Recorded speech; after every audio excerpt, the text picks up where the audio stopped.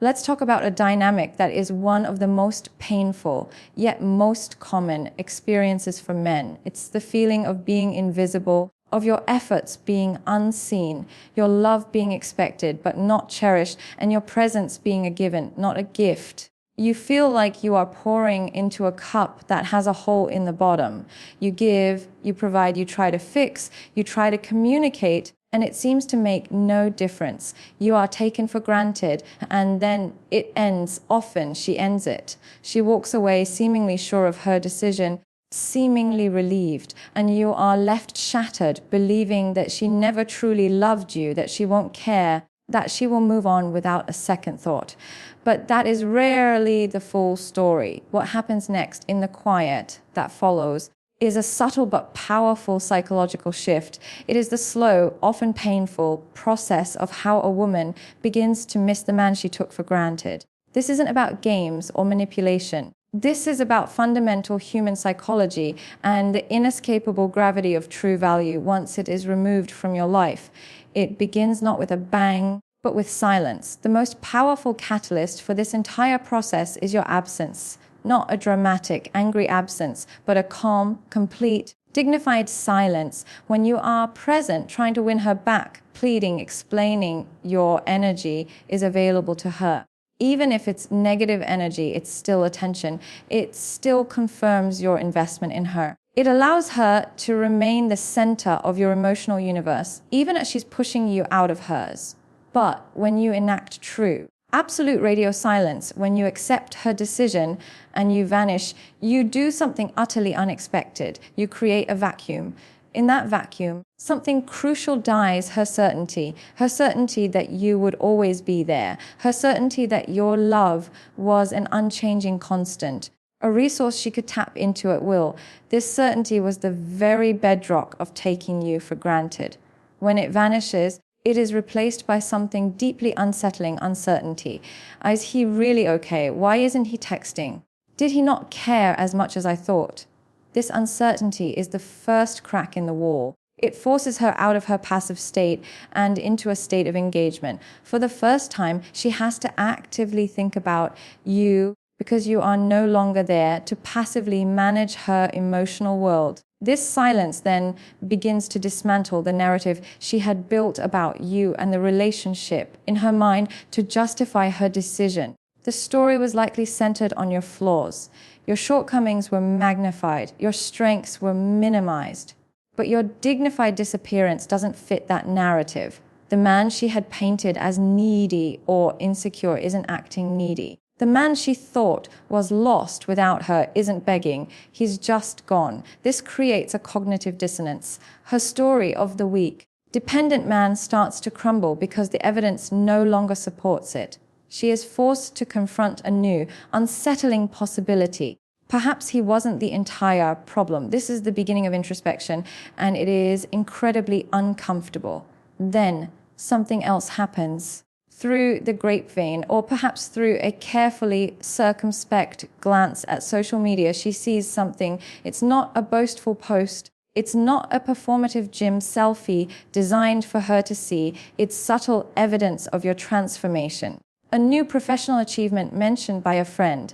A photo where you simply look different, more at peace, healthier, stronger. You are not crumbling, you are building. This is the second massive wave of cognitive dissonance. The man she believed would fall apart without her is not only standing, he is thriving. This forces a profound question.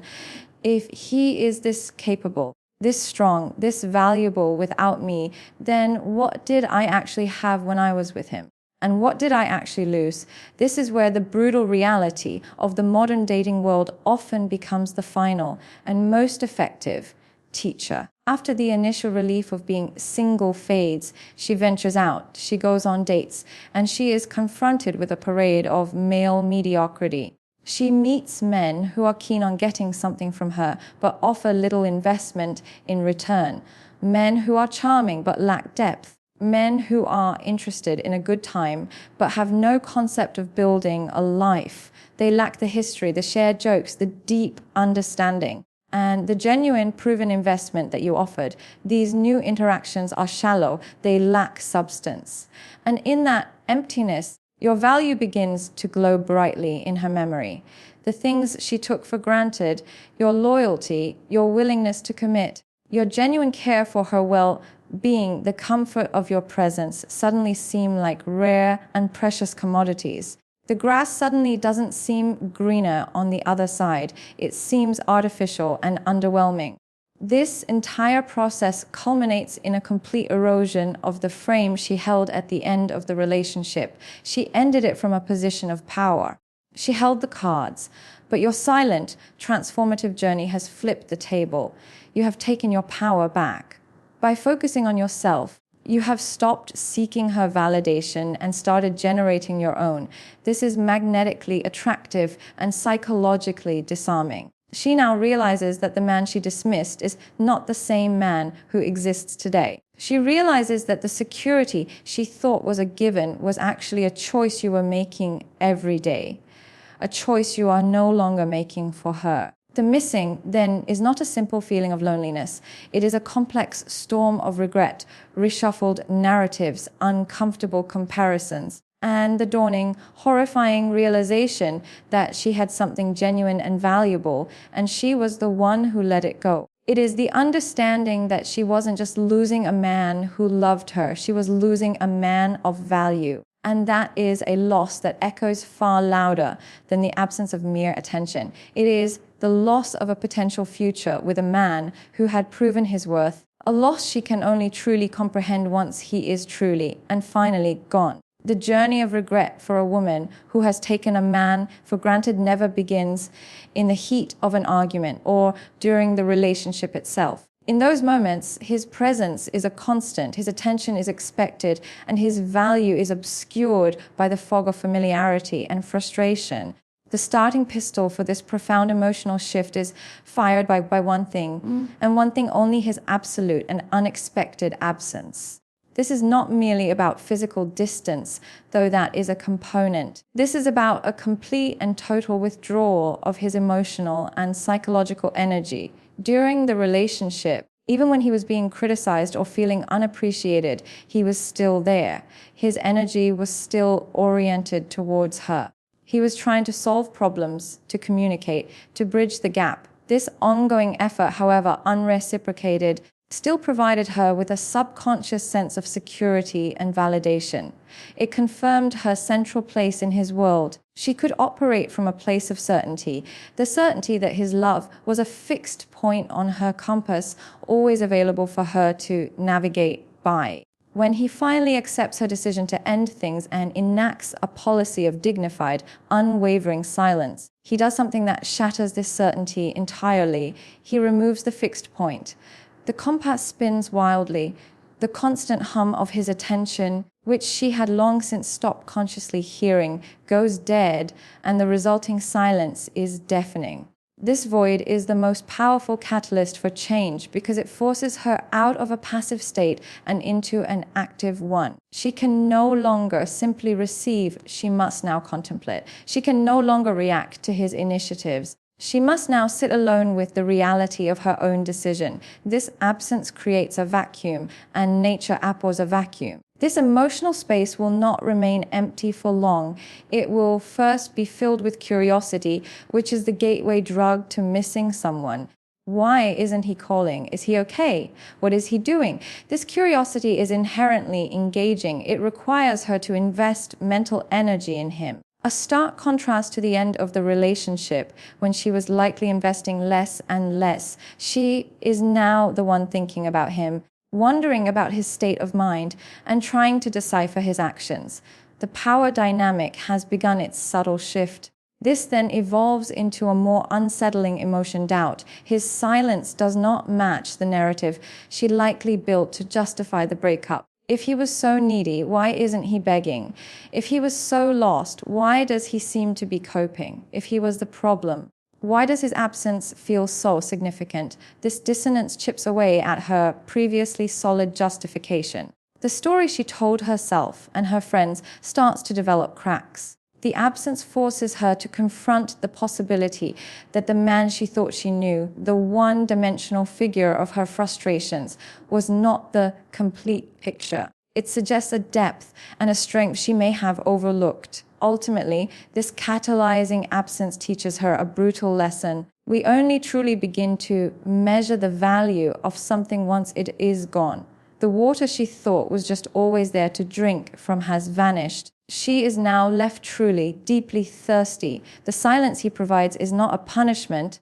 It is the necessary condition for her to finally hear the echo of what she has lost. It is the blank canvas upon which the memory of his value begins to repaint itself, not in the broad strokes of frustration, but in the detailed, poignant lines of appreciation for what was and for what will no longer be. Within the ecosystem of a relationship where a man is taken for granted, there exists an unshakable, often unspoken foundation certainty. This is not the certainty of love or passion, but a more functional and ultimately damaging certainty, the absolute knowledge that he is there, that he will answer the phone, that his emotional investment is a fixed and reliable constant, regardless of her actions or level of reciprocation. This certainty is the psychological bedrock upon which the act of taking someone for granted is built. It allows for complacency, for a lowering of effort, and for a critical focus on his flaws rather than his value.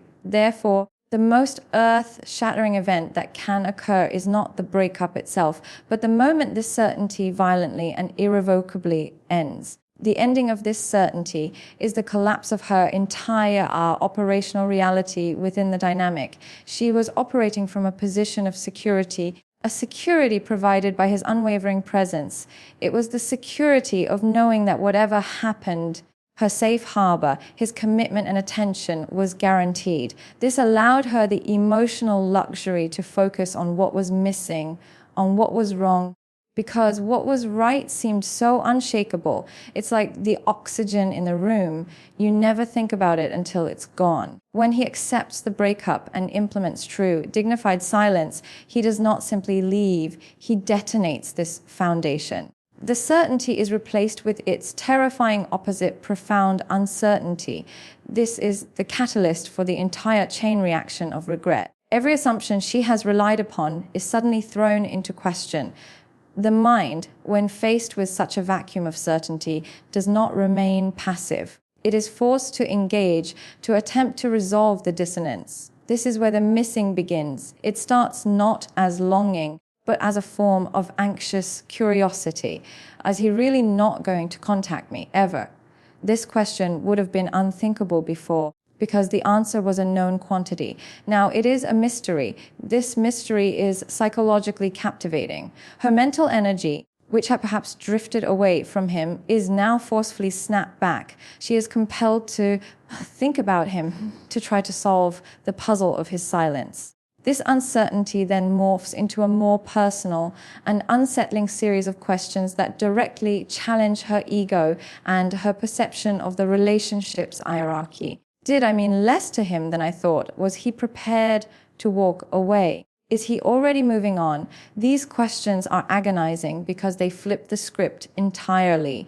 She is no longer the one who ended it with a sure, if unhappy hand. She is now the one who may have been left not physically, but emotionally and psychologically. The power she felt in making the decision begins to evaporate, replaced by the anxiety of not knowing his state of mind or his actions. This state of uncertainty is the fertile ground where the seeds of doubt in her own decision begin to sprout. The narrative of the bad relationship that justified her exit starts to feel flimsy when confronted with the stark, silent strength of his response. If he was truly the source of all the problems, his absence should feel like a relief. But if his absence instead feels like a loss and is accompanied by this knowing uncertainty, then perhaps her initial assessment was flawed. The end of certainty forces a re-evaluation not just of him, but of herself and her own choices. It removes the comfort of her preconceived notions and leaves her in a vulnerable, unsettled state, perfectly primed to begin truly comprehending the value of what she has dismissed. The safety net is gone, And she is now acutely aware that she is walking a tightrope entirely alone. In the aftermath of a decision to walk away, a person does not do so from a place of emotional ambiguity. To justify an ending, especially one where another person's feelings are involved, the mind constructs a story. This is not necessarily a malicious fiction, but a necessary psychological framework built upon selective memory and amplified grievances. For the woman who took a man for granted, this narrative is her armor. It is the story she tells herself and others about why it had to end. It is populated by his flaws, his mistakes, his perceived inadequacies, his positive traits, his consistent efforts, his love. These are minimized, edited out, or reframed as weaknesses. This narrative is her reality, and the most powerful thing a man can do after being dismissed is not to argue with this story, but to shatter it through silent, undeniable action. His pleading, his arguing, his attempts to make her see reason after the breakup only serve to reinforce her narrative. It fits perfectly into her story of him being needy, emotionally unstable, or unable to respect her boundaries. He is simply acting out the very role she has assigned to him, the desperate ex who can't let go. This confirms her decision and allows her to comfortably remain within the walls of her story, feeling validated and secure in her choice. However, his dignified silence and tangible transformation perform a devastating magic trick on this carefully constructed reality. His actions cease to align with her script, the character she wrote, the one who would fall apart, who would beg, who couldn't survive without her, fails to appear on stage. Instead, a different man emerges, one she doesn't have a pre-written role for. This creates a profound and unsettling cognitive dissonance. The human psyche has a deep need for consistency. When our internal narrative is violently contradicted by external evidence, we experience discomfort so intense that we are forced to reconcile the two. Her narrative says he was weak, but the evidence of his silent strength says otherwise. Her narrative says he was the problem, but his peaceful absence and clear progress suggest a different truth. Her narrative says, I am better off without him. But the hollow feeling of his absence and the anxiety of his silence whisper a disturbing counter-narrative. This dissonance is the engine of introspection. She is forced to turn the lens back on herself.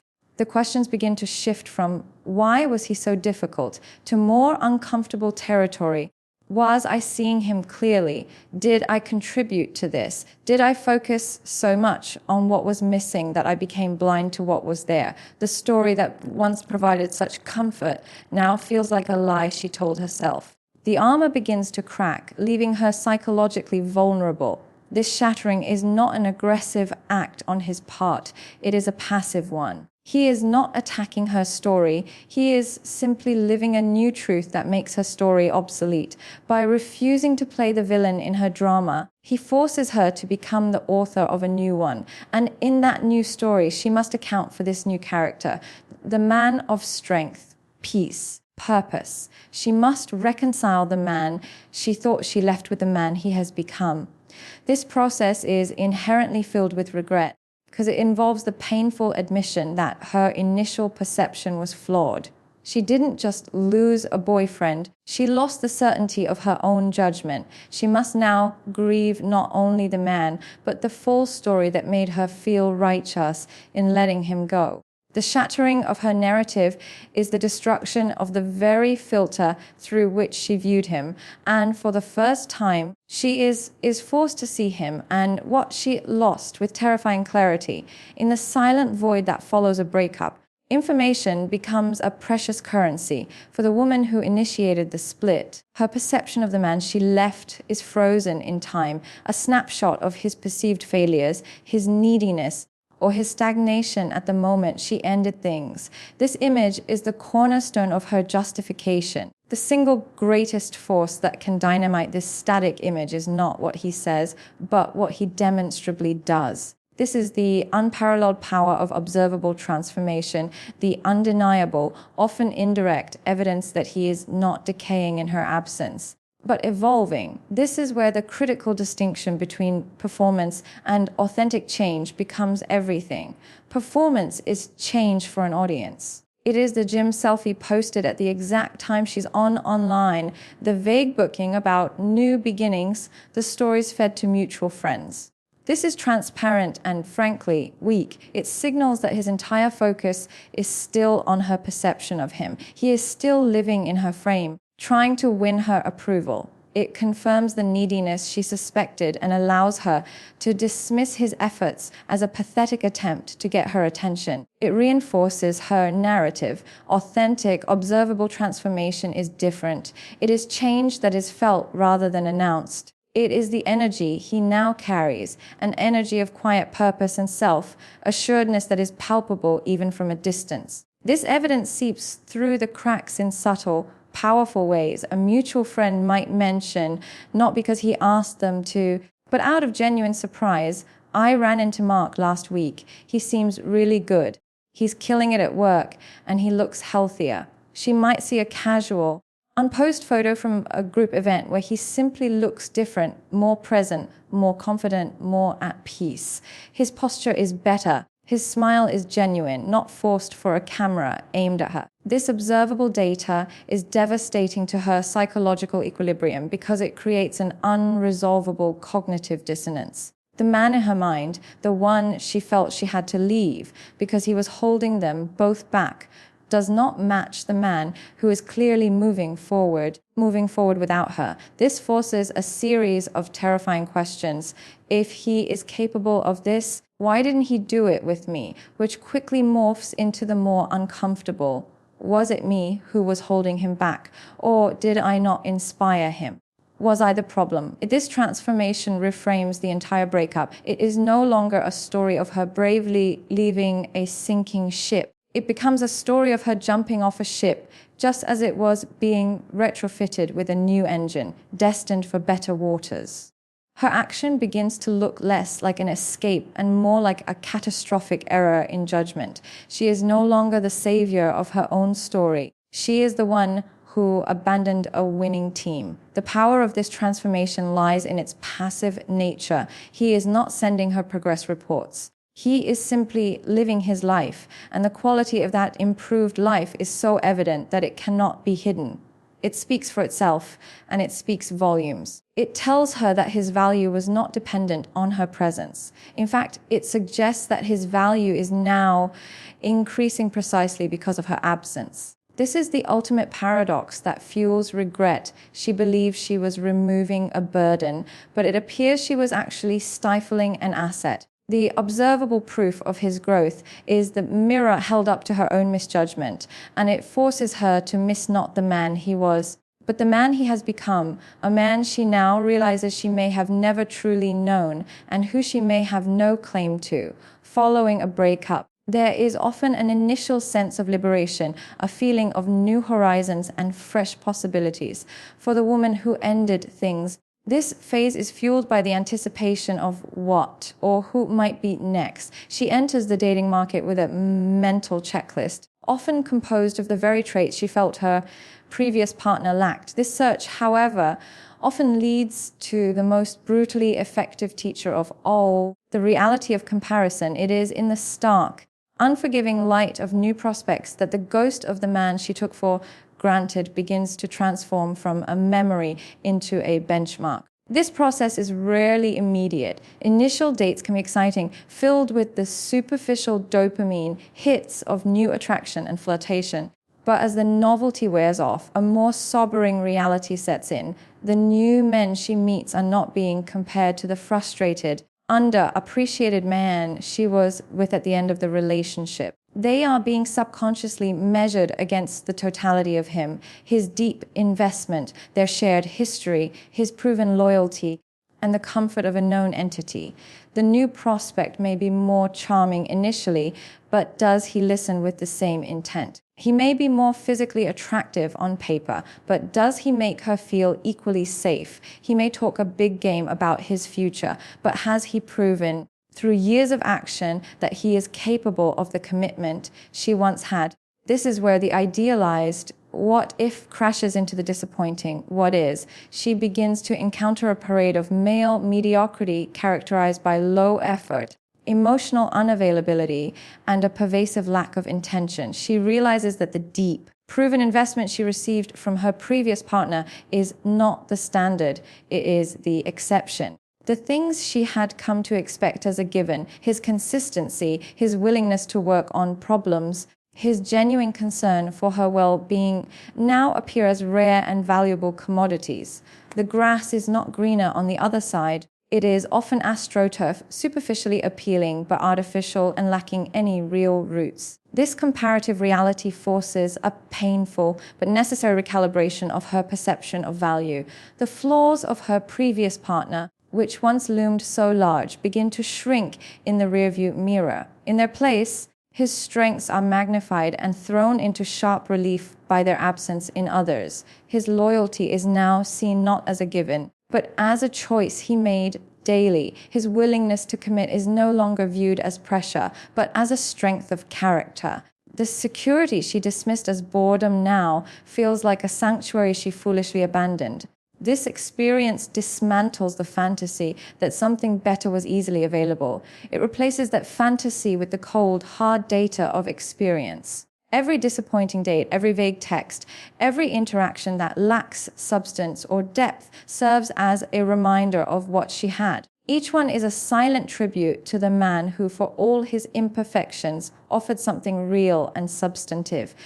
The comparison does not make the new men seem evil or worthless. It simply makes the man she left seem increasingly unique and valuable. She isn't just missing a relationship, she is missing a specific caliber of man, and the dating world becomes a relentless auditorium highlighting his singular qualities through the consistent failure of others to measure up. This is the school of hard knocks where theory meets practice, and she is forced to admit that the devil she knew was infinitely preferable to the stranger she doesn't. In the final act of a relationship where a man is taken for granted, the woman often operates from a position of unassailable strength. This is her frame, her perceived reality that the relationship is a burden, that he is the source of her dissatisfaction, and that her decision to leave is an act of empowerment and self-preservation. Within this frame, she holds the emotional power. She is the evaluator, the critic, the one who has outgrown the dynamic. His pleading and negotiating after the breakup only reinforce this frame. It confirms her position as the prize he is desperate to keep. Her reality feels solid, justified, and secure. However, this entire structure is a castle built on sand, and the tide that washes it away is his dignified, silent, and purposeful transformation. The erosion of her frame is a subtle psychological process that occurs not because he attacks it, but because he simply ceases to acknowledge its existence.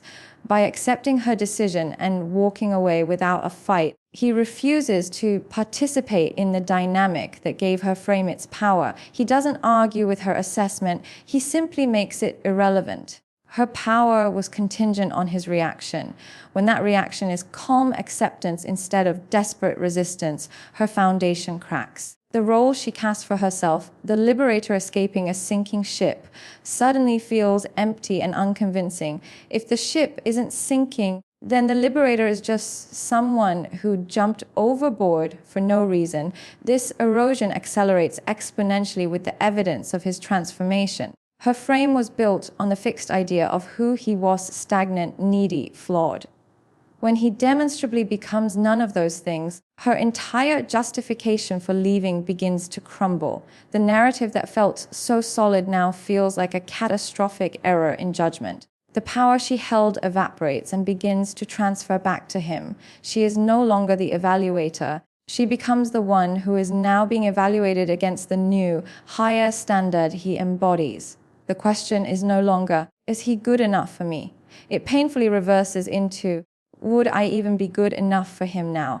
This complete shift in the power dynamic is the final, critical element that catalyzes genuine missing. It is no longer just about loneliness or nostalgia. It is about the terrifying realization that she has lost not just a partner, but her position of superiority within the dynamic.